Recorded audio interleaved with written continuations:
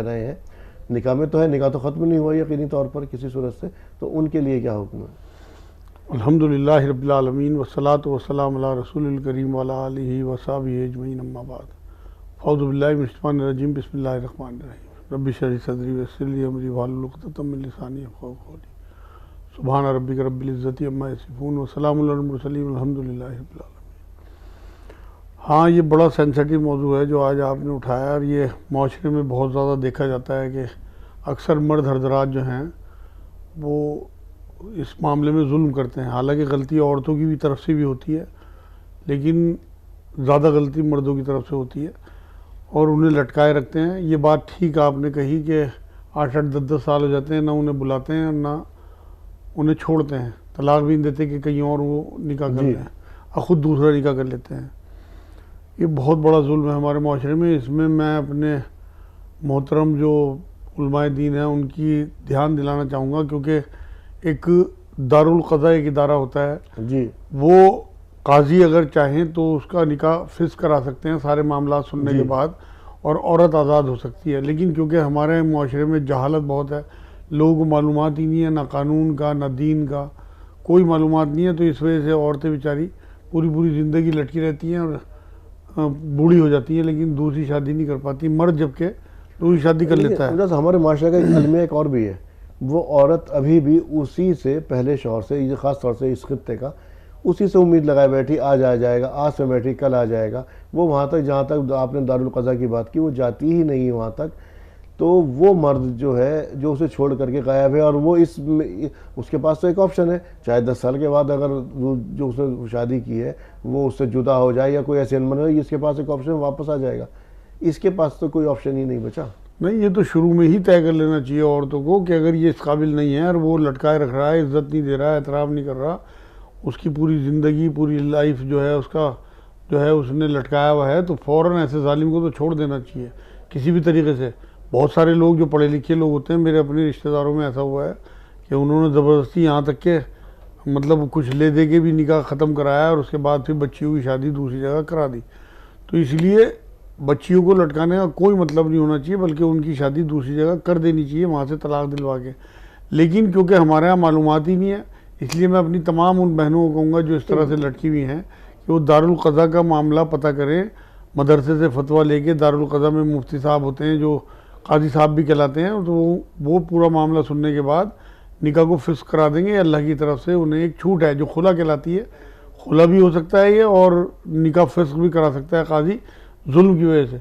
और जो मर्द हजरात इस तरह के जुल्म कर रहे हैं वो ये समझ लें कि इसके बाद एक और अदालत आने वाली है जो करोड़ों अरबों खरबों साल की ज़िंदगी के लिए फ़ैसला करेगी, और वहाँ जालिमों का क्या हशर होने वाला है, कुरान अगर पढ़ें तर्जुमे से तब पता लगेगा कि उनका किस तरह से बयान किया गया है ऐसे लोगों को। नहीं, इसी के अंदर जैसे आपने, अब औरत क्या चाहती है कि उससे बच्चे ही पैदा हो गए उसके, अब वो बच्चों का फ्यूचर भी देखती है कि बच्चों का फ्यूचर जो है या मुस्तकबिल जो है बच्चों का वो बाप के साथ ही है, और वो इसी आस में बेचारी बैठी रहती कि अच्छा आज लौट गए, कल लौट गए, कल 10 साल, 1 साल हो गया, 2 साल हो गया, और तमाम वो मशक्क़तें मुसीबतें झेलते हुए अपने बच्चों को परवान चढ़ाती है उसमें। असल में ईमान की भी कमज़ोरी है, और हमें बच्चों की तरबियत, बच्चों की पालना वो तो अल्लाह के हाथ है।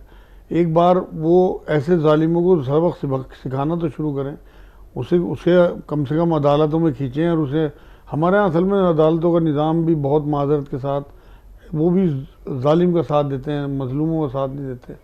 तारीख पे तारीख ये चक्कर काट के मेरे पास तो रोज़ केस आते हैं आरिफ भाई। ऐसा नहीं है कि मैं ऐसे ही कह रहा, मैं फ़र्जी बात नहीं कर रहा, मैं सबूत के साथ, मेरे पास 50 केस हैं अभी भी जो बच्चियाँ लटकी हुई हैं और बूढ़ी हो गई, उनके मियाँ उन्हें लेके नहीं जाते, उनके शौहर। अक्सर बेशतर औरत की तरफ से एक ज़्यादती भी तो होती है कि वो ये चाहती है कि ये अगर वो आज़ाद भी होना चाहता है तो उसे आज़ाद नहीं करना है, वो बहुत कम, ना के बराबर, ना के बाद आज़ाद करती है वो, तो फिर उसके बाद उसका एक दूसरा रूप सामने आ जाता है जहाँ शफ़क़त, मोहब्बत सब कुछ उसने उस पर निछावर कर दिया। अब उसका रूप बदले का आ जाता है कि अब इसने अगर मुझे छोड़ा है, हालांकि तलाक देना है, दूसरी शादी करना कोई गुनाह नहीं, तलाक तो खैर बहुत बुरी जगह है। अब वो छोड़ता तो है नहीं उसके बारे में, क्योंकि उसे पता तो हम तो कानूनी दांव पेच में औरत उसे फंसाने की कोशिश करेगी। जब जब वो बदले में उतारू हो जाएगी, अगर वो चाहे उसे आज़ाद करना तो वो भी तो आज़ाद नहीं होना चाहती, वो तो फिर उसे जेल और ये और दुनिया ये भर तो की आप परेशानी- बहुत कम औरतें ऐसी हैं जो बात आप कर रहे हैं ना, ये 5% भी नहीं है।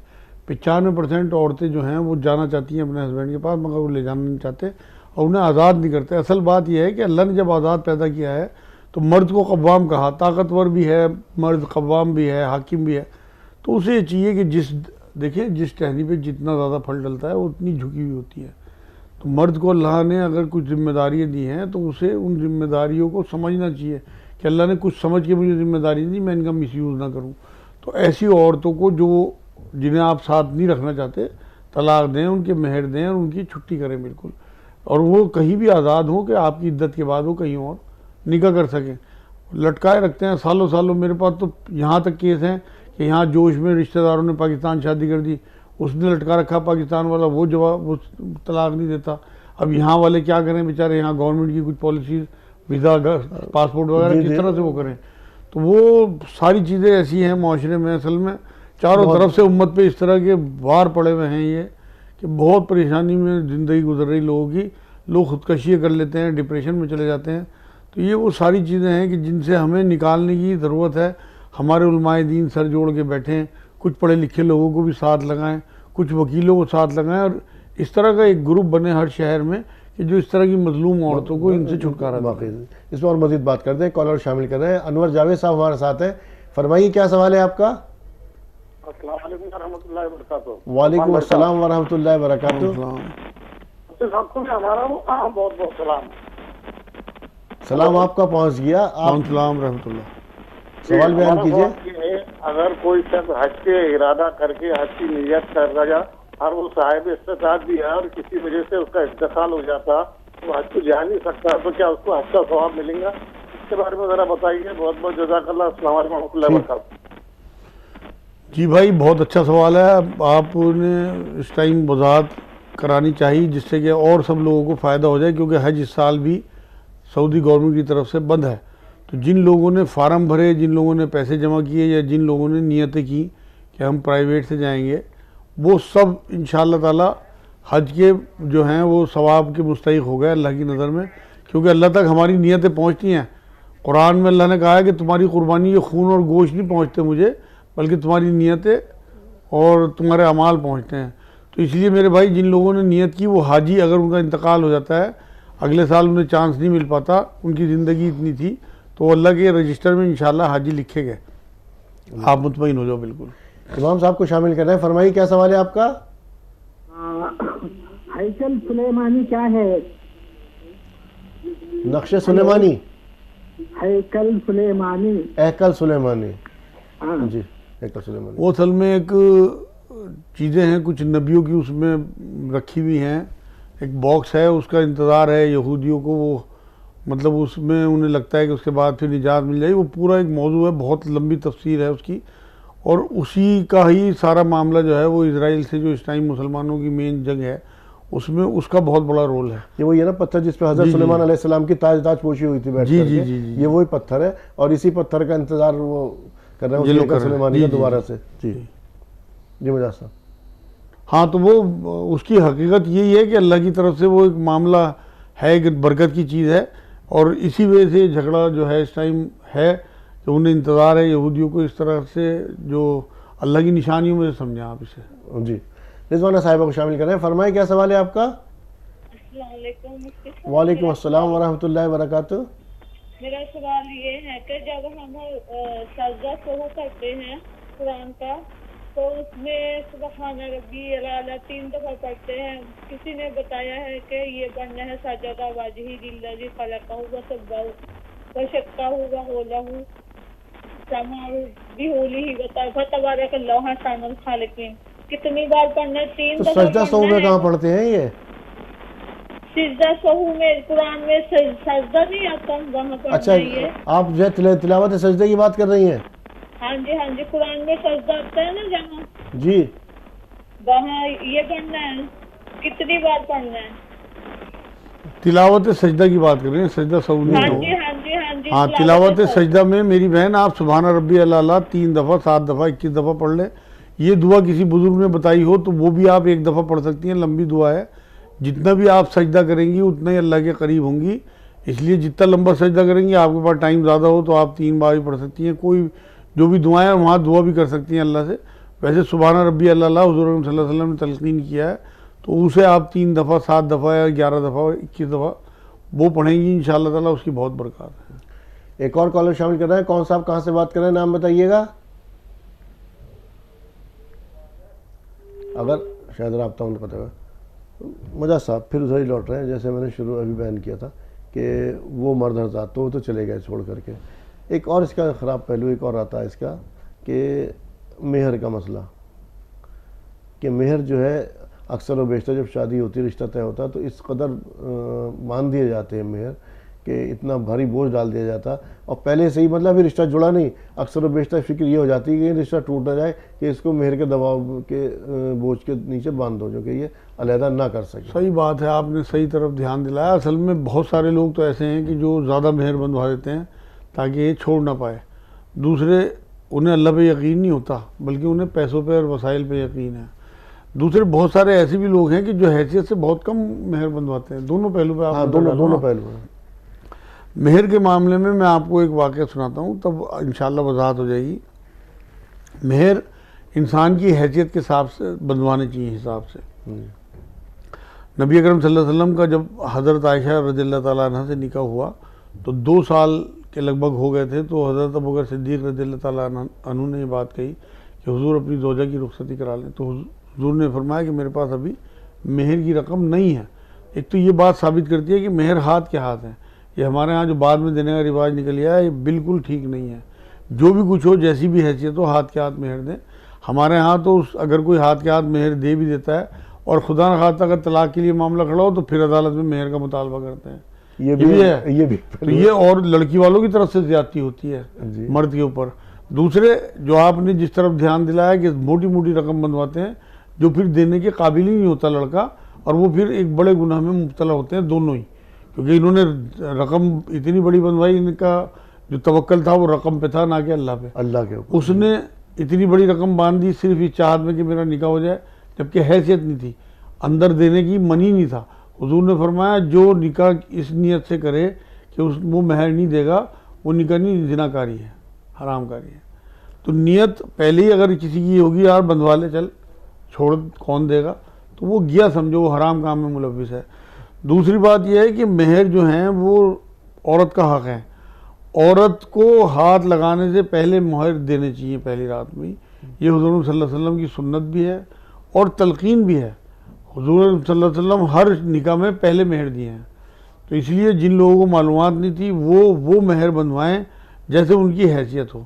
अगर चलो जो मेहर फातमी मशहूर है हमारे माशरे में, वो 162.5 तोला चांदी, वो ही बंधवा लें चाहे, लेकिन दें हाथ के हाथ। अगर उतनी हैसियत नहीं है कम बंधवा लें, ज़्यादा हैसियत है ज़्यादा बंधवा लें, लेकिन वो दें, वो बंधवाएं जो वो उस रात में दे सकें, बच्ची का हक अदा कर सकें। वो उसका हक है, जो बच्ची आई आपको सब कुछ छोड़ के आपके पास आ गई।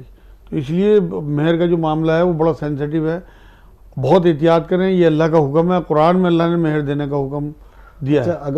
अगर कोई बड़ी रकम बंध भी गई है, अब वो मर्द जो है उससे आज़ाद होना चाह रहा बीवी से, तो इस एवज में आज़ाद ही नहीं होता। हाँ, तो बड़ी रकम नहीं करता, बंधवाना ही गलत है ना। पहले मर्द से पूछा जाए कितनी हैसियत है, उसे बताया जाए बेटे हाथ के हाथ देना आपने जी, तो वो उसी अपनी हैसियत के हिसाब से फिर मेहर बंधवाएगा ना। अब ना तो इन्हें तो इसलिए कि बंधा रहेगा, तलाक नहीं देगा, उसने इसलिए कि मुझे देने ही नहीं है, देने नहीं है। आखिर में अगर शौहर ख़त्म हो जाता है पहले, तो एक रस्मन एक ये चीज़ रह गई कि लेकर के आए उसको बीवी को कि हाँ भाई इसकी मेहर माफ़ कर दे, तो किस तरह से मेहर माफ़ हो जाएंगे। जब हम सुन्नतों से दूर होंगे तो फिर बिदात शुरू हो जाती है जी। सुन्नतों के बदले में बिदत निकलती है अगर हम सुन्नतों पे अमल नहीं करते। नबी अकरम सल्लल्लाहु अलैहि वसल्लम की सुन्नत पे अगर हम मेहर अदा करेंगे तो इन चीज़ों की अपने आप ही वजूद ख़त्म हो जाएगा जिनका आप जिक्र कर रहे हैं। ये सिर्फ रस्मन चीज़ें माशरे में राइज की हुई हैं लोगों की। नबी अकरम सल्लल्लाहु अलैहि वसल्लम या उनके सहाबा रज़ियल्लाहु ताला अजमईन से कोई चीज़ साबित नहीं है इस तरह। नहीं, इस तरह से मेहर तो अदा नहीं होंगे ना। नहीं, इस तरह से कहाँ मेहर होते हैं, इस तरह से थोड़ी होते हैं। ये तो ये है कि अगर आदमी खत्म हो गया तो सबसे पहले इसकी मिराज जो, तो उसका हक है। नहीं, आप ये पूछ रहे कि बाद में अगर कोई लाएगा तो मेहर अदा हो जाएगी, नहीं हो जाएंगे? जी। औरत को मरने के बाद बिल्कुल होंगे, क्योंकि औरत का कर्ज है ना ये तो मर्द के ऊपर। आप ये देखिए कि अगर मर्द मर जाता है तो उसकी जायदाद में से, उसकी हैसियत में से सबसे पहले औरत का हक देना चाहिए। और जिस तरह से और कर्ज हैं लोगों के, इसी तरह औरत का कर्ज है। मजाज साहब मिलता कहाँ है वो, तो अगर मर्द कोई खत्म हो गया जो उसकी मिराज बनी ना, उसका भी तो मैयत भी नहीं उठती, मैयत के पास ला के उसके बच्चे लाए या रिश्तेदार लाए उसके, उस औरत को उसके शौहर के पास कि हाँ भाई अब तो इसके मेहर माफ़ कर दे, तो वो तो बात ही खत्म हो गई। माफ़ कहेगा, कोई भिखारी थोड़ी था, ये भी अपने आप ही बना लिया। माफ़ी का तो कोई तस्वुर ही नहीं है। भाई आप जब निकाह कर रहे हैं, अगर आपकी इतनी हैसियत नहीं है तो आप रोज़े रखें, निकाह ना करें, ये तो हदीस से साबित है। इस पर और बात करते हैं, कॉलर शामिल करें। आतिफा साहिब हमारे साथ हैं, फरमाइए क्या सवाल है आपका। अस्सलाम रहमतुल्लाहि व बरकातुहू। वालेकुम अस्सलाम व रहमतुल्लाहि व बरकातुहू। तो ये सवाल है कि सूरह मुज़्ज़मिल का, सूरह मुज़्ज़मिल की फजीलत, और है ना जब एक शादी करने के लिए जो भी कई रिश्ते आ रहे, मगर है ना नहीं, पहले आपने क्या कहा, अभी दूसरा सवाल आप शादी के ताल्लुक से है। पहले क्या कि शादी के लिए क्या जरूरी है, क्या सवाल था शादी के ताल्लुक से आपका? खरीद तक आता है मगर खरीद नहीं हो पा रहा, शादी नहीं हो पा रही, शादी नहीं हो पा रही, रिश्ते खरीद तक आ रहे।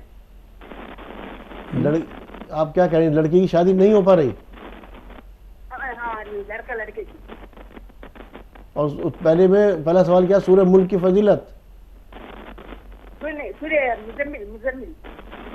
कौन सी सूरह का नाम लिया आपने? सूरह मुज़्ज़मिल। ठीक है, ठीक। सूरह मुज़्ज़मिल की तो फजीलत यह है कि शुरू की आने वाली सूरतों में एक सूरत है, और हुज़ूर अकरम सल्लल्लाहु अलैहि वसल्लम का उसमें जिक्र है कि जो अल्लाह रब्बुल इज़्ज़त ने अपने नबी को ये बात कही है कि उठो, खड़े हो जाओ, कामदन हो जाओ अपने काम पर। तहज्जुद की नमाज का उसमें हुक्म है, फजर के टाइम कुरान की तिलावत का हुक्म है। तो बहुत सारी फजीलतें सूरह मुज़्ज़मिल की हैं। दूसरी बात यह है कि बच्ची की शादी नहीं हो पा रही, उसके लिए एक तो 2 नफिल पढ़ें रात को सलातुल हाजात के वितरों से पहले, और अल्लाह से दुआ करें 27 बार सूरह दुहा वल्लैली सजा वाली सूरत मगरिब के बाद पढ़ के अल्लाह से दुआ करें। एक अमल शुरू करें 300 बार या रहमान या रहीम या अल्लाह, और 40 बार आयत करीमा असर के बाद पढ़ के, और अल्लाह से सिर्फ एक दुआ करें कि अल्लाह फला बच्ची या फला बच्चे की शादी करा दे। 40 दिन का ये अमल है। जो बच्ची करेगी जितने दिन उसके नापाकी के होंगे उतने दिन आगे बढ़ाने, और कोई नागा नहीं करनी। ठीक है। और दुआ भी सिर्फ एक करनी है, ज़्यादा दुआएं नहीं करनी है असर की नमाज के बाद। ये अमल करने के बाद इंशाअल्लाह ताला बहुत जल्दी निकाह हो जाएगा, अल्लाह ने चाहा तो रिश्ता भी हो जाएगा, शादी भी हो जाएगी। ठीक। सैयदा साहिबा को शामिल करें, फरमाएं क्या सवाल है आपका। अस्सलाम वालेकुम। वालेकुम अस्सलाम व रहमतुल्लाहि व बरकातुहू। जी, मेरा सवाल ये है कि जब हम तकलीफों में या किसी परेशानी में मुब्तला होते हैं तो अल्लाह ताला की याद जिस तड़प से होती है वैसी याद तब नहीं होती है जब हम आराम से होते हैं।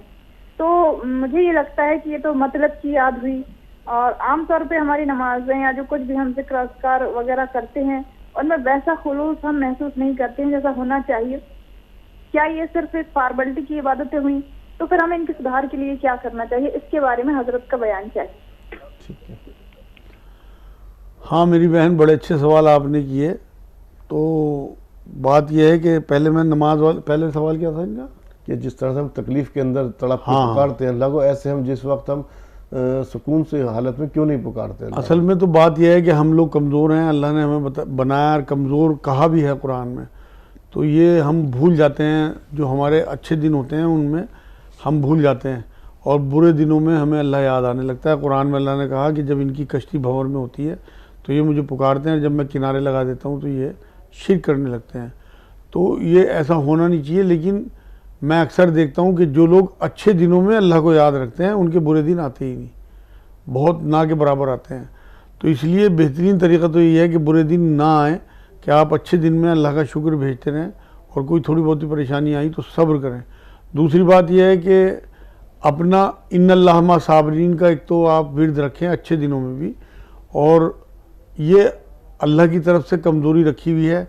तो इसलिए जो लोग उन दिनों में भी अल्लाह को याद करें यही बहुत है। अल्लाह रब्बुल इज़्ज़त इससे भी राज़ी होता है, और उनकी उन परेशानियों को, उन कोताहियों को, सबको लर्जिशों को दूर करता रहता है।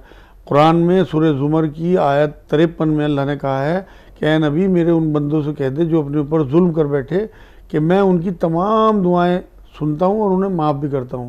मतलब ऐसा कोई गुनाह ही नहीं है, ये सबसे पूरी उम्मीद आयत है कुरान की। कोई गुनाह नहीं है जिसे अल्लाह माफ़ ना कर सके।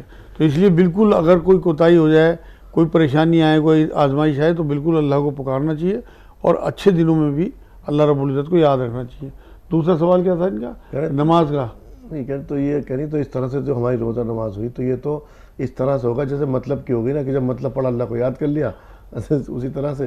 तो ये कैसी बात है? नहीं नहीं, ये भी असल में कमज़ोरी की ही बात है और खुशू और खुजू के साथ नमाज़ पढ़नी चाहिए, लेकिन नमाज किसी भी कीमत पे छोड़नी नहीं चाहिए। मैं अक्सर लोगों से बात कहता हूँ कि अल्लाह ने हमारे ऊपर नमाज फ़र्ज़ की है, दिल लगना फ़र्ज़ नहीं किया। दिल लगने लगेगा अगर आप मुसलसल पढ़ते रहेंगे। बहुत सारे लोग ऐसे हैं जिन्होंने शुरुआत की और नमाज में दिल नहीं लगा, छोड़ दी, वो गुनाह कर रहे हैं, क्योंकि अल्लाह ने कुरान में सूरह निसा की आयत में बात कही है कि ऐ मोमिनो तुम्हारे ऊपर मुकर्ररा वक्तों पर नमाज फ़र्ज़ है। ये नहीं कहा दिल लगा के फ़र्ज़ है। आगे और आयतों में कहा है कि तुम्हें दिल लगा के तवज्जो से नमाज़ पढ़नी चाहिए, लेकिन वहाँ पे नमाज फ़र्ज़ करार दे दी गई। आप ये देखिए कि कोई बच्चा अगर मान लो स्कूल जाता है, उसकी पढ़ाई स्कूल समझ में नहीं आती, लेकिन वो रोज़ जाता है, हाज़िरी रोज़ अपनी लगवाता है, अटेंडेंस उसकी पूरी है, तो हो सकता है टीचर और प्रिंसिपल खुश होकर उसे एग्ज़ाम में बिठा लें। लेकिन जो इस वजह हाज़िरी पूरी नहीं करेगा कि मेरा तो दिल ही नहीं लगता, पढ़ाई मेरी समझ में नहीं आती, वो तो इम्तिहान में ही नहीं बैठ पाएगा। हम यहाँ इम्तिहान में हैं मेरी बहन, इसलिए अपनी हाज़िरी पूरी रखना, अपनी 5 नमाज़ें वक्त पे पढ़ते रहना। ऐसा ना हो कि आपको इम्तिहान में बैठने ही ना दिया जाए। आप इंशाअल्लाह इम्तिहान में बैठेंगे तो वही टीचर जो या वही प्रिंसिपल जो आपकी कॉपी चेक करेंगे वो ये देखेंगे कि इसे समझ में नहीं आती थी पढ़ाई, फिर भी ये पंक्चुअल रहा, हो सकता है आपको प्रमोट भी कर दे, 33% मार्क्स दे दे और आप इंशाअल्लाह ताला अपने उसमें इम्तिहान में पास हो जाएं। तो इसलिए मैं सबको रिकमेंड यही करूँगा, पढ़ें खुशी और खुशू की, लेकिन जिनका दिल नहीं लगता उसके बावजूद भी ये ना सोचें कि हम तो मतलब की नमाज़ पढ़ रहे हैं। कि कैसी भी हो, आप बड़े से बड़ा आलिम, बड़े से बड़ा पीर, बड़े से बड़ा मौलवी, कोई भी हजरात जो हैं वो उस मयार की नमाज़ें नहीं पढ़ सकते जैसी मकसूद है अल्लाह को, अल्लाह की शान के मुताबिक नहीं पढ़ सकते। इसलिए जैसी भी आपकी कमज़ोरी की हैं आप पढ़ते रहें, इंशाअल्लाह अच्छी नमाज़ें भी आप पढ़ें। मुझे साहब फिर उधर लौटा अपने मौजूद तक कि अक्सर व बेशतर अगर मर्द और औरत दोनों अलहदा होना भी चाहें तो मर्द की तो अक्सर व बेशतर शादी हो जाती है, दूसरी देखा जाता, वो औरत उसको उससे इस वजह से भी आज़ाद होना नहीं चाहती, जैसे आपने कहा दारुल क़ज़ा के अंदर जाके आज़ाद हो सकती है या कुछ भी कर सकती, उसकी ज़िंदगी जो है ये उसकी तबाह हो जाती है, उसकी दूसरी शादी भी नहीं हो पाती। और अगर होती भी है ना, मान लीजिए अगर कोई बच्चा भी नहीं है, बच्चों वाली की तो बात छोड़ ही दीजिए, अगर 1 साल भी हुआ है उसकी शादी को, तो उसकी दूसरी शादी के लिए जो रिश्ते आएंगे ना उसके लिए, वो उसके बाप की उम्र के आने शुरू हो जाते हैं, कोई उसे मालूम ही नहीं करता। कितने लोग ऐसे हैं, अगर हम यहाँ इस वक्त देखें अपने इर्द गिर्द कि जिन्होंने अपनी पहली शादी किसी बेवा से की है। असल में बात यह है, आप कर रहे हैं बात बर्रे सगीर की, यहाँ औरतों को वैल्यू कम दी गई है। इस्लाम ने औरतों को वैल्यू कम नहीं दी। आप अगर हम अरब वैल्यू कम, हाँ मैं इसी इलाके की बात कर रहा, बर्रे सगीर की, हिंदुस्तान, पाकिस्तान, बांग्लादेश जी। आप अरब ममालिक में चले जाएं, यूरोप के ममालिक में चले जाएं, वहाँ तलाकशुदा कोई मायने नहीं रखती, वहाँ बेवा कोई मायने नहीं रखती, वहाँ लोग बढ़ चढ़ के शादियाँ करते हैं ऐसी औरतों से। वहाँ तो दूसरी शादी भी कोई मायने नहीं रखती है, और यहाँ क्यों ना दूसरी भी बर्दाश्त कर लेगी। मैं वही बात बता रहा हूँ। तो ये यहाँ के समाज की कमी है, ना कि इस्लाम की कमी है। ये यहाँ हम लोगों की कमी है कि हमने ऐसा मुआशरा तैयार कर दिया कि जिसमें औरत की वैल्यू हमने घटा दी, उसका एहतराम, उसकी इज़्ज़त। असल में औरत एक पार्टनर की तरह है, अल्लाह रब्बुल इज़्ज़त ने दोनों को बराबर कहा है। जिस तरह से मर्द के औरत पे हकूक़ है, इसी तरह औरत के ही मर्द पे हकूक़ है, लेकिन क्योंकि बताए नहीं जाते, समझाया नहीं जाता, माँ बाप बचपन से तरगीब नहीं दिलाते, इस तरह की मोटिवेशन नहीं करते बच्चों की कि वो अपनी औरत को पार्टनर समझे। अगर किसी आदमी की 2 बीवियां हैं, समाज उसको अच्छी निगाह से नहीं देखता, उसकी वजह भी मैं बताता हूँ। जबकि उसकी वैल्यू जो है, एक जिसके पास एक बीवी उससे ज़्यादा है अल्लाह के नज़दीक, और दोनों के साथ अगर इंसाफ कर रहा हो तो। आप इतने खुश मत हो, मैं बताता हूँ आपको। असल में जो कुरान ने इजाज़त दी है ना, वो मशरूत इजाज़त है जी, कि तुम अगर इंसाफ कर सको तो 1-1, 2-2, 3-3, 4-4 शादियाँ कर सकते हो। तो एक तो ये फ़राइज़ में से नहीं है, फ़राइज़ में से नहीं है, ये मर्जियात में से है, फ़र्जियात में से नहीं है। इंसान की अपनी हैसियत के हिसाब से अगर वो वाकई इस काबिल है, आगे ये भी कहा उसी आयत में जो तुम नहीं कर सकते। अल्लाह को पता है कि हम नहीं कर सकते इंसाफ, और तुम नहीं कर सकते तो तुम्हारे लिए एक ही काफ़ी है। दूसरी बात, जिस खित्ते में हम रहते हैं यहाँ असल में कुछ हमारे माहौल का ऐसा हिसाब बना, चाहे वो हिंदू या मुसलमान हो, इतने अबॉर्शन बच्चियों के हुए हैं पेट में पता लगते ही कि इस टाइम बच्चियों की तादाद कम है, मर्दों की ज़्यादा है। अब मान लो अगर बराबर भी मान ये जो आप कह रहे हैं इस बात से इत्तेफाक नहीं कर रहा हूँ, क्यों आज भी फिर मैं एक कॉलम शामिल करूँ, इस पर और बात करता हूँ आपसे। अहमद रजा साहब रामपुर से, फरमाएं क्या सवाल है आपका। अस्सलाम वालेकुम। वालेकुम अस्सलाम व रहमतुल्लाहि व बरकातुहू। हाँ हजरत, हमें थोड़ा सा 2 मिनट तक के मैं सवाल करूँगा। बिल्कुल बिल्कुल, आप सवाल फरमाइए, कहिए। हजरत, मैं रेलवे में सर्विस करता था जी। अब मैं रिटायर हो गया हूँ। मेरी शादी जो है बचपन में ही हुआ था मेरे बड़े वालिद की लड़की के साथ। आपकी शादी बचपन में हो गई थी? बचपन में हो गई थी, जब मैं 5वीं क्लास में पढ़ता था जी। तो इसका वजह ये था कि मेरे बड़े वालिद की लड़की थी और उसी जमीन के लालच में मेरी उम्र अनइवन था। जी। लगभग 20 साल की उम्र थी तो मैं अब 10 साल, जी। मगर उसी जायदाद के लालच में मेरे बड़े वालिद ने और मेरे वालिद ने मिलकर साथ दिया। जी। अब मैं सर्विस करके मैं गुजरात चला गया तो काफी दिन तक वहाँ रहा। मैं आता था बीच में, और वो 30 बीघा जमीन जो था एकदम रोड पे ही था, मेन रोड पे ही घर हमारे। हाँ एकदम रोड पे ही थी वो 30 बीघा जमीन। जी। अब हमारे शुरू को पता नहीं क्या शैतानी सोचा कि वो इतने सज्जन भी थे और लोगों ने पहला फुसला कि वो सब जमीन रोड के किनारे किनारे मुफ्त में ही, कोई 100 रुपये कोई 200 रुपये में सब अपने नाम से करवा लिया।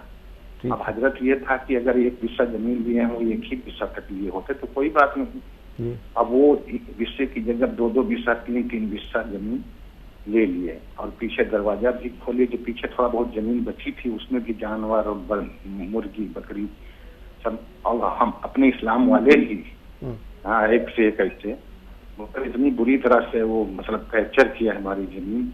अब मैं रिटायर होकर जब से मैं आया हूँ तब से मैं एकदम जैसे वो जमीन वो प्रॉपर्टी देख के जिससे मैं एकदम वो हो गया हूँ। जब से मैं घर से बाहर निकल ही नहीं पाता हूँ, एकदम घर में ही मैं छिपा बैठा रहता हूँ। इतनी शर्म मुझे महसूस होती। नहीं, मैं एक सवाल जानना चाह रहा हूँ। हमारी अहलिया ने हजरत हमारी अहलिया ने रोकने की बहुत कोशिश किया कि अब्बा ये जमीन बड़ी कीमत की हो जाएगी, अपने भी बच्चे होंगे तो वो भी मतलब तड़पेंगे कि कोई कारोबार से या कोई रोजगार से लग जाए, समझे। अब वो हमें हजरत कोई ऐसा वजीफा बताते कि मेरा दिल लगे। गांव में मैं किसी से बोलना चालना एकदम मैं सुन मसन्न हो गया हूँ यहाँ पे।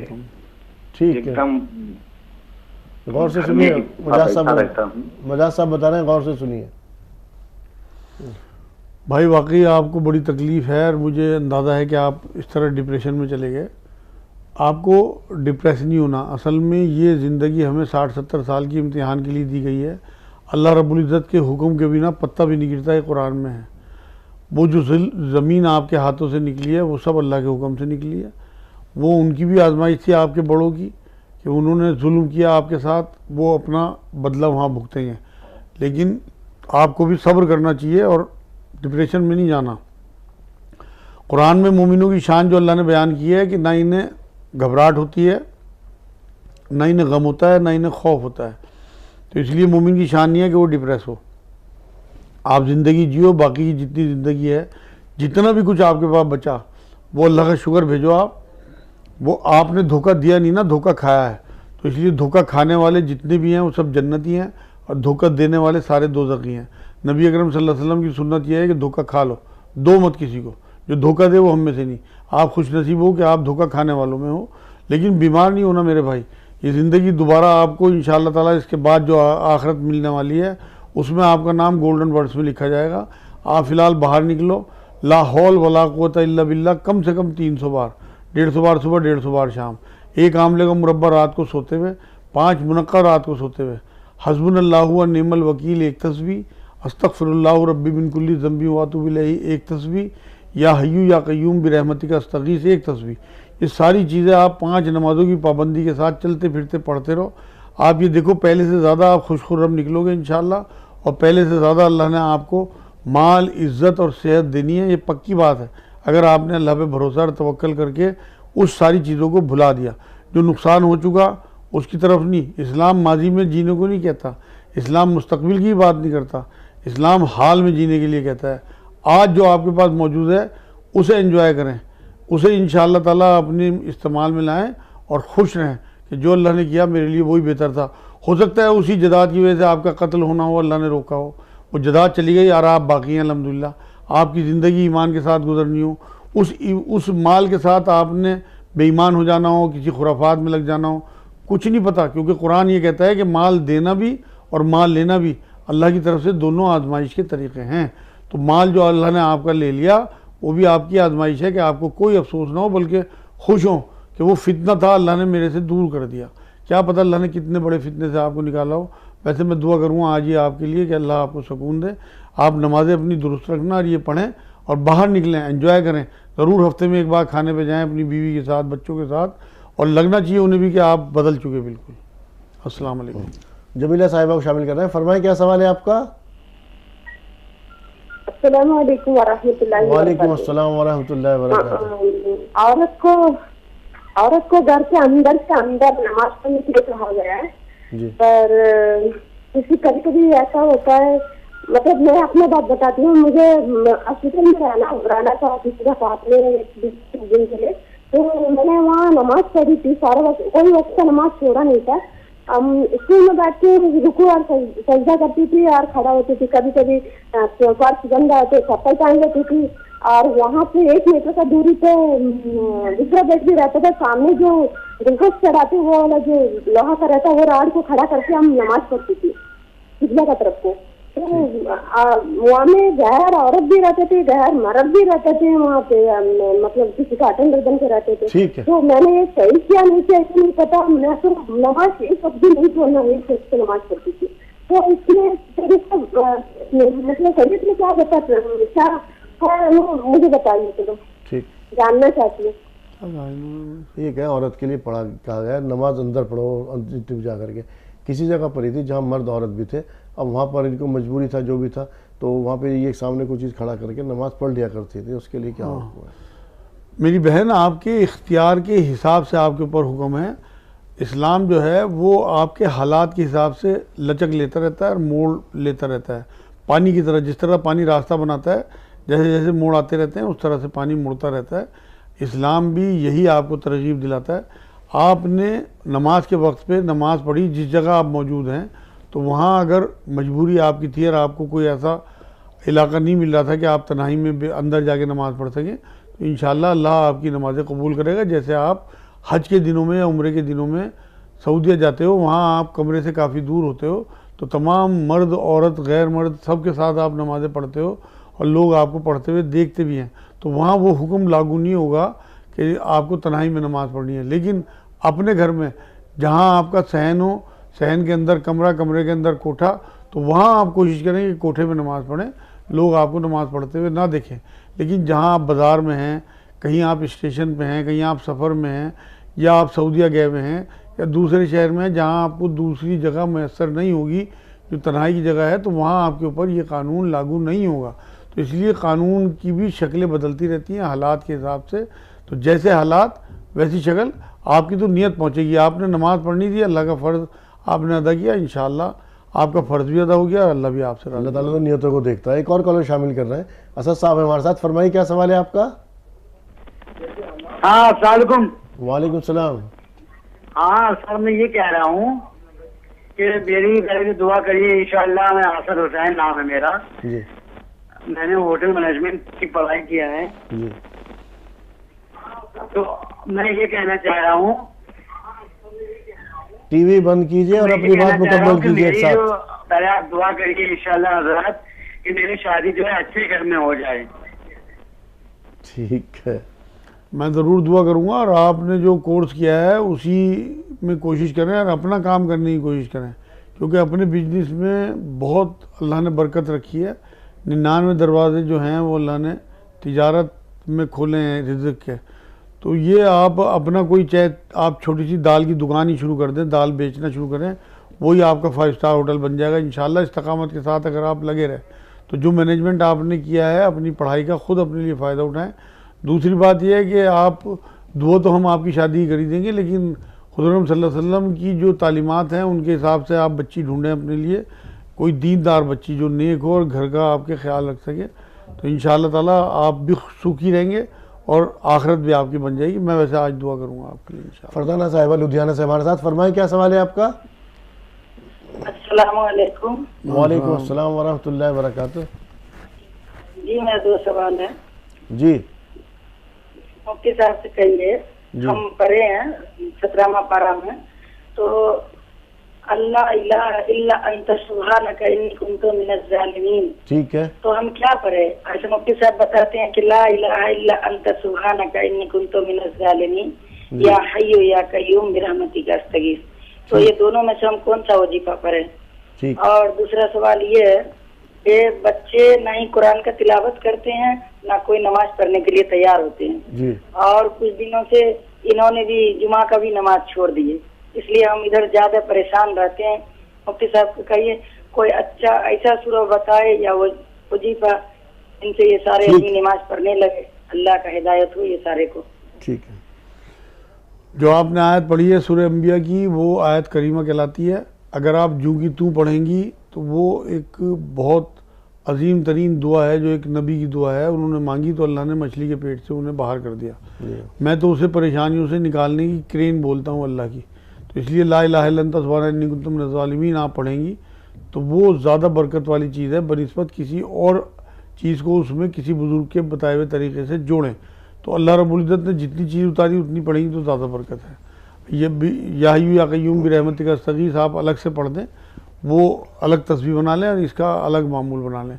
दूसरी बात यह है, बच्चों का मामला आजकल बहुत माहौल ख़राब है और बच्चे मोबाइल में नेट की वजह से बहुत ज़्यादा इन्वॉल्व हो चुके हैं, तो इसलिए प्यार से मोहब्बत से आप बच्चों को समझाएं, ज़्यादा उन पर मारपीट या तशद्दुद या सख्ती ना करें, कभी वो अल्लाह और आपके भी दोनों के बागी हो जाएं।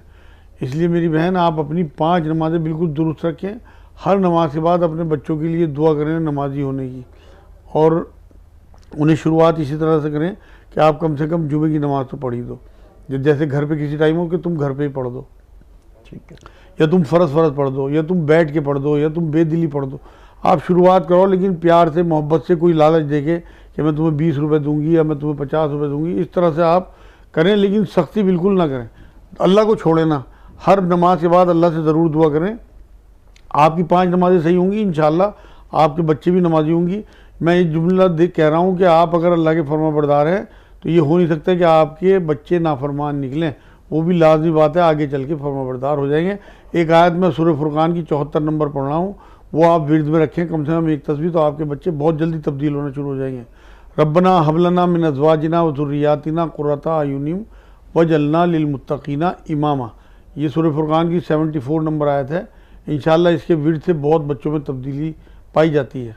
बाकी मैं दुआ करूँगा। एक और कॉलर शामिल कर रहे हैं। कौन साहब कहाँ से बात करें, नाम बताइए। जायदा साहिबा हमारे साथ जम्मू से, फरमाइए क्या जानना चाहती हैं। जी मेरा मसला था वो मेरी शादी हुई है दूसरी जगह। आपकी दूसरी जगह शादी हुई है? जी दूसरी शादी है आपकी? हाँ जी। तो मेरा मसला है ये है कि मेरा घर वाला अब वो मुझे छोड़ रहा है, 1 साल से मैं मायके में हूँ। आप मुझे बताइए कौन सी दुआ में पढ़ूं। जी आप मेरी बहन एक तो इन्ना रब्बी अला कुल्ली शैइन हफीज़ पढ़ें और ला इलाहा इल्ला अंता सुब्हानका इन्नी कुन्तु मिनज़ ज़ालिमीन पढ़ें। ये दोनों की एक एक तस्बीह पढ़ें और सूरह दुहा वद्दुहा वल्लैली सजा वाली सूरत 27 बार मगरिब के बाद पढ़ें। जो असल काम आपने करना है वो ये देखें कि आपके अंदर ऐसी कैसी कमी है या कोई ऐसी बात है जो आपके पहले हस्बैंड ने आपको छोड़ा और अभी दूसरे भी छोड़ रहे हैं, उस कमी को दूर करने की कोशिश करें। और अपने हस्बैंड में आपकी कोई कमी हो तो उसे इग्नोर करने की कोशिश करें और अपना घर बसाने की कोशिश करें। इस तरह घर टूटने से अल्लाह नाराज़ होता है और बार बार आपका घर टूटेगा तो आपका भी दिल टूट जाएगा और आप डिप्रेस होंगी। इसलिए मेरी बहन उन कमियों को दूर करने की कोशिश करें। अगर अब भी लड़ाई हुई हो तो आप अपनी तरफ से पहल करें, चाहे सारी गलती आपके हस्बैंड की हो, आप फ़ोन करके उन्हें सॉरी बोलें और रियलाइज़ करें, मतलब ये बात जाहिर करें कि मुझे रियलाइज़ हो रहा है कि मेरे से गलती हुई और आपको आगे शिकायत नहीं मिलेगी। उनकी मदर के साथ, उनकी बहनों के साथ आपका कोई रवैया सख्त हो या उनका आपके साथ सख्त हो तो उन्हें भी निभाने की कोशिश करें। आप अपना घर बसाएं, आगे बढ़ें, इंशाअल्लाह अल्लाह राज़ी होता है ऐसे लोगों से जो लोगों की गलती होने के बाद भी उन्हें माफ़ करते हैं और अपनी गलती ना होने के बावजूद भी लोगों से माफ़ी मांग लेते हैं। इंशाअल्लाह ताला मैं दुआ करूँगा आपका घर बच जाए। ये आप दुआएं पढ़ें और नमाज़ें अपनी पाँचों सही रखें। हर नमाज के बाद अल्लाह से ये बात कहें कि अल्लाह पाक मेरा घर जमा रहने दे, टूटे ना। और वो जो आयत मैंने अभी इससे पहले वाले उसमें बताई थी, वो आयत आप भी पढ़ें, रब्बना हब लना मिन अज़वाजिना व ज़ुर्रिय्यातिना क़ुर्रता अयुनिन वजअलना लिलमुत्तक़ीना इमामा। ये सूरह फुरक़ान की 74 नंबर आयत है। एक और कॉल शामिल कर रहे हैं, शाहिदा साहिबा हमारे साथ है। फरमाइए क्या सवाल है आपका? हेलो, अस्सलाम वालेकुम। वालेकुम अस्सलाम व रहमतुल्लाहि व बरकातहू। हज़रत को भी अस्सलाम वालेकुम। वालेकुम रहमतुल्लाह। जी, हज़रत से 2 सवाल थे। बेटा है मेरा, मोहसिन नाम है उनका। हज़रत उनको ये है, परेशानी ये है, अभी कोविड के चक्कर में सारा काम दाम खत्म हो गया, उसका रिश्ता हुआ पड़ा हुआ है, अब दुकान उकान भी बंद हो गई अभी हाल फिलहाल में। तो अब इसकी शादी हो रही है बकरीद के बाद। अब ये डिप्रेशन में आ गया, कौन सा काम करे, क्या करे। अब इसके सिर में भी दर्द रहने लग गया। अब आप मुझे ये बताएं, तो शादी करनी चाहिए नहीं करनी चाहिए? बहुत परेशान हूँ मैं उसकी तरफ से बहुत ज़्यादा, और वो काम करे तो उसके लिए दुआ करिएगा खास आप। क्या करें, ये बहुत ज़्यादा परेशान हूँ। ठीक है, बिल्कुल आप परेशान ना हो। मैं कुछ दुआएं बता रहा हूँ, कुछ तस्बीहात बता रहा हूँ, वो आप तस्बीहात कंटिन्यू करें, आप भी और आपके बेटे भी। इंशाअल्लाह ताला बिल्कुल उनका काम चल पड़ेगा। दूसरी बात ये, शादी टालनी नहीं है। जो शादी आपने फिक्स कर दी वो शादी आपने करनी है टाइम पे इंशाअल्लाह। और इनके डिप्रेशन के लिए इन्हें एक तो आप लाहौल की तस्वीर बताएं, एक तस्वीर लाहौल वाला को इल्ला बिल्ला, और एक आंवले का मुरब्बा रात को रोज़ सोते हुए लेना है। 5 मुनक्का के दाने रात को लेने हैं।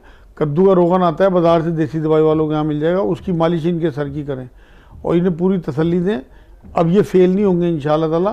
कोविड की वजह से पूरी दुनिया में इस टाइम अफरा तफरी मची हुई है, तो ये कोई अलग से नहीं है कि इनके लिए कुछ ना होता।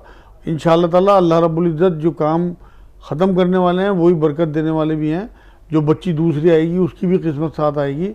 हुज़ूर सल्लल्लाहु अलैहि वसल्लम के पास जब बेरोज़गार लोग पहुँचते थे तो हुज़ूर उन्हें शादी की तलकीन किया करते थे और वो शादी के बाद कामयाब भी हो जाया करते थे। तो आप बिल्कुल दिल छोटा ना करें। मैं आपका भाई हूँ, जो मैं कह रहा हूँ वो करती चली जाएँ। इंशाअल्लाह ताला आपका बच्चा बिल्कुल नॉर्मल हो जाएगा।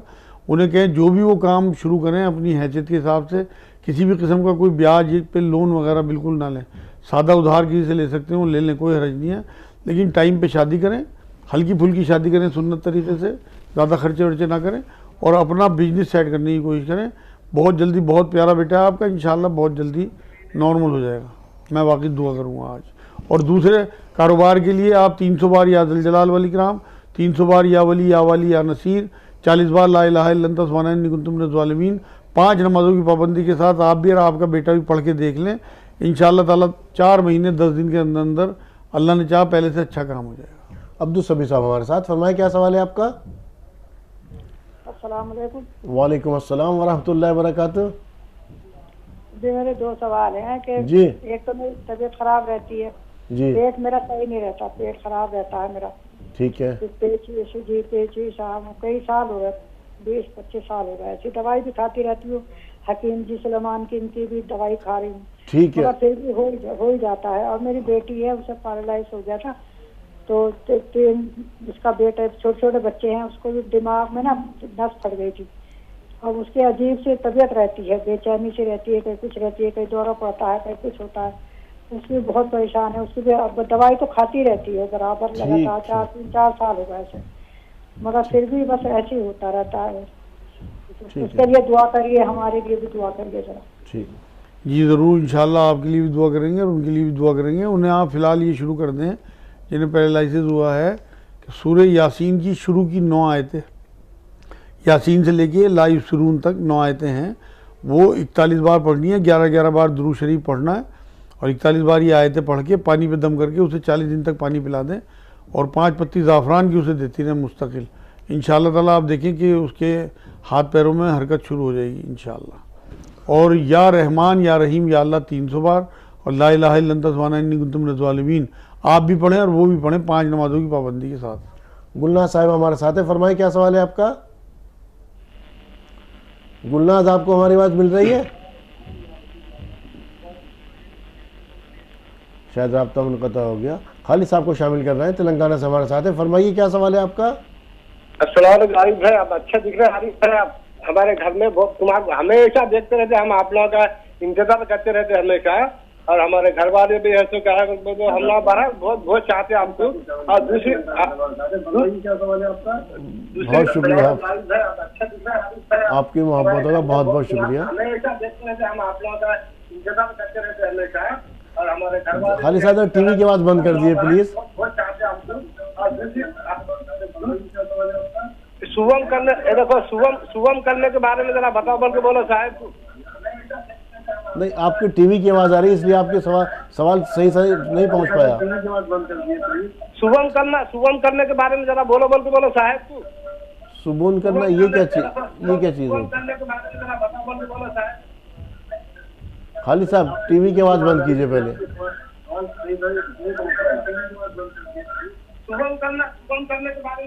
सुन करना,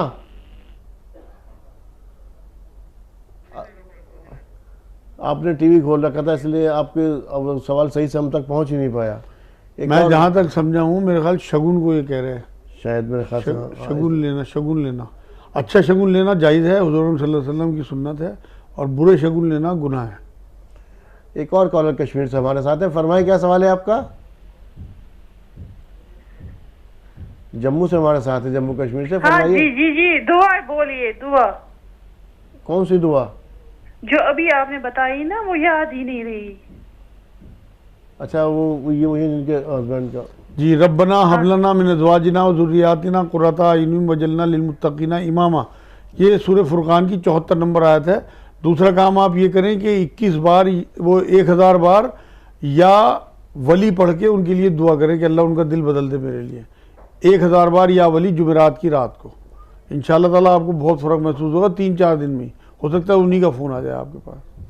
अस्मा साहिबा हमारे साथ, फरमाइए क्या सवाल है आपका। जलाली टाइम रात में और दिन में कब तक लेता है? सवाल को दोहराइए। जलाली टाइम रात में और दिन में कब तक लेता है? ये जवाल के टाइम करें, जलाली टाइम। जवाल का टाइम रात में किस वक्त होता है, दिन में किस वक्त होता है? रात में तो कोई नहीं होता, दिन में होता है 12 बजे करीब, 12 आजकल तो 12-10। और वो भी रोजाना तब्दील होता रहता। हाँ, बदलता रहता है ना मौसम, वो सूरज के हिसाब से होता है जी, सूरज की चाल के हिसाब से जवाल का टाइम। जो ये बहुत सारे लोगों में गलत फहमी है कि जवाल का वक्त जो है रात में भी होता है, रात में कोई जवाल का वक्त नहीं होता। और ये कोई जलाली वक्त नहीं होता, सिर्फ इसमें सजदा करने को हुज़ूर सल्लल्लाहु अलैहि वसल्लम ने मना फरमाया, एक सुबह का टाइम और एक शाम को असर के बाद का टाइम। तो इस वजह से, क्योंकि उस टाइम सूरज छुपता है और इस टाइम सूरज निकलता है, अपने उरूज पे होता है, तो लोग जवाल में तो पीक पर होता है, जवाल में, हाँ जवाल में पीक पे जब होता है, उस वजह से नहीं, एक तो जब सूरज निकल रहा है और एक सूरज जब डूब रहा है, वो और दोनों का टाइम जो है उस टाइम सजदा करने से मना फरमाया, क्योंकि पिछली कौमें जो हैं सूरज की परस्तिश किया करती है। जवाल के टाइम भी तो मना है सजदा करना, जब जवाल का जी वो टाइम है जी, जवाल पीक पे होता है। हाँ, 12 सूरज पीक पे होता है ना, तो उस टाइम मना फरमाया। हाँ, तो बहुत सारे लोगों में गलत फहमी है, रात के वक्त कोई जवाल का टाइम नहीं होता, दिन के अंदर जवाल का टाइम होता। एक और कॉलर हमारे साथ, फरमाइए क्या सवाल है आपका। हेलो, अस्सलाम वालेकुम। वालेकुम अस्सलाम व रहमतुल्लाहि व बरकातुहू। जी, 2 सवाल है। ये रिश्ता नहीं जम रहा, बहुत परेशान है, और बोलते सौर एक बहन के बाल बहुत जा रहे, बाल मजबूत होने के लिए क्या करना? ठीक है, अच्छे रिश्ते के लिए तो बेटा मैंने जो अभी बताया था ना, असर के बाद एक अमल शुरू कर दें आप 40 दिन का, 300 बार या रहमान या रहीम या अल्लाह, 40 बार ला इलाहा इल्लल्लाह सुब्हानका इन्नी कुन्तु मिनज़ ज़ालिमीन। ये 2 चीज़ें पढ़ के सिर्फ एक दुआ करनी है कि अल्लाह अपनी पसंद का रिश्ता करा दीजिए। असर के बाद जितने दिन नापाकी हुए उतने दिन आगे बढ़ाने, और कोई नागा नहीं करनी। दूसरे मगरिब के बाद 27 बार सूरत दुहा पढ़ें, और दुहा वल्लैली सजा वाली सूरत 27 बार, इंशाअल्लाह ताला बहुत जल्दी रिश्ता हो जाएगा। एक काम और कर लें, सूरह फुरकान की 54 नंबर आयत का विर्द करें, सूरह फुरकान 54 नंबर आयत 7 बार या 21 बार रोज़ पढ़ें, और इन्ना रब्बी अला कुल्ली शैइन कदीर एक तस्बीह पढ़ें कि अल्लाह आपको कुदरत हासिल है, अपनी पसंद का रिश्ता करा दीजिए, इंशाअल्लाह ताला बिल्कुल ठीक हो जाएगा सारा कुछ। परवीन साहिबा हमारे साथ है, फरमाइए क्या सवाल है आपका। वालेकुम अस्सलाम व रहमतुल्लाहि व बरकातुहू। जी, मेरा सवाल है क्या, मेरे छोटे भाई ना, उन्होंने तो शिया मजहब है ना, उसने शादी कर ली है, वो है तो अच्छी तरह से चल रही, फिर भी हमें उनके साथ किस तरह से सलूक करना है, वो उसकी शिरक नहीं है ना, उन्होंने सही उनके साथ अच्छा बर्ताव करना है, इनको देने में लेने में अपनेपन करना है या नहीं, मुझे वो जानना ठीक। है। मेरी बहन शिया भी हमारे भाई हैं, सिर्फ इल्मी इख्तलाफात हैं, इसलिए अगर उन्होंने शिया में शादी कर ली बिल्कुल जायज़ शादी है। आप तमाम चीज़ें उसी तरह से रखें, अपनी मोहब्बतें उसी तरह बढ़ाएं, उसी तरह तोहफ़ों का लेन देन रखें, किसी भी किस्म का कोई तफरीक ना करें, किसी भी किस्म का कोई तासुब ना करें। इसलिए आपके लिए ज़रूरी है कि उसी तरह से जिस तरह आप पहले थी उसी तरह आप रहें उन लोगों के साथ, इंशाअल्लाह ताला उसी तरह से वो भी आपके साथ फिर बर्ताव करेंगे। शमीम है हमारे साथ मुंबई से, फरमाएं क्या सवाल है आपका? शायद राब्ता मुनक़ता होगा। एक और कॉलर को शामिल कर रहे हैं। कौन साहब और कहाँ से बात कर रहे हैं, नाम बताइए। अगर आपको हमारी आवाज़ मिल रही तो अपना नाम बताइए और सवाल बयान कीजिए। हेलो, मैं करीमुन्नी साहब हैदराबाद से। जी फरमाइए। नहीं, अब एक भाई फोन करे थे ना, तीसरा कलमे की फजीलत क्या है पूछ रहे उन्होंने। ठीक है। और उसके अलावा अब एक भाई बात करे थे, आप नहीं समझे। और मेरी बच्ची की तबीयत तो खराब है, तो जरा डिप्रेशन चल रही है उन्होंने, पेट में माहवारी भी सही नहीं है उनकी, क्या दुआ पढ़ना पूछ रहे हो। ठीक है। तीसरे कलमे की फजीलत और बच्चे की। तीसरे कलमे की बड़ी फजीलतों में ये बात है कि उसमें आप अल्लाह रब्बुल इज़्ज़त की तौहीद, सारा तवक्कल अल्लाह पे, बहुत ज़्यादा चीज़ें उसमें आप जब तर्जुमा पढ़ेंगी तब आपको अंदाज़ा होगा, बड़ी फजीलत वाली चीज़ है तमाम कलमे। तीसरे कलमे की बहुत बड़ी फजीलत यह है कि अल्लाह रब्बुल इज़्ज़त के रसूल सल्लल्लाहु अलैहि वसल्लम ने सलातुल तस्बीह जो बताई है उसमें तीसरा कलमा 300 बार पढ़ने की तलकीन फरमाई है, तो एक नमाज में उसको जोड़ दिया गया, ये एक बहुत बड़ी बात है। दूसरी बात यह है, आपकी बच्ची को पीरियड नहीं आते, उसके लिए आप चुटकी भर कलौंजी पिसी हुई दिन में कम से कम 3 बार उसे दें, और इन्ना रब्बी अला कुल्ली शैइन कदीर एक तस्बीह पढ़ें, और चलते फिरते या हय्यू या क़य्यूम या हय्यू या क़य्यूम, और एक तस्बीह हस्बुनल्लाहु व निअमल वकील की पढ़ें। इंशाअल्लाह ताला बिल्कुल पीरियड ठीक हो जाएंगे। रात में सोते हुए भी 1 चम्मच शहद और 1 चम्मच सौंफ दूध से ले लिया करें। जैसा वक्त मज़ीद इजाज़त नहीं दे रहा, टॉपिक भी थोड़ा सा अधूरा रह गया, तो क्योंकि ये जो एक से ज़्यादा शादी के ऊपर फिर किस दिन ज़रूर आपसे बात करेंगे ज़रूर इंशाअल्लाह। और आप स्टूडियो आए, मेरी और तमाम नाज़रीन की रहनुमाई फरमाने के लिए आपका बहुत बहुत शुक्रिया। जज़ाकल्लाह खैर। तो नाज़रीन, अहकाम शरीयत में आज इतना ही। इसी के साथ अपने मेज़बान को दीजिए इजाज़त। आप देखते रहिए तहज़ीब टीवी। अस्सलामु अलैकुम व रहमतुल्लाहि व बरकातुहू।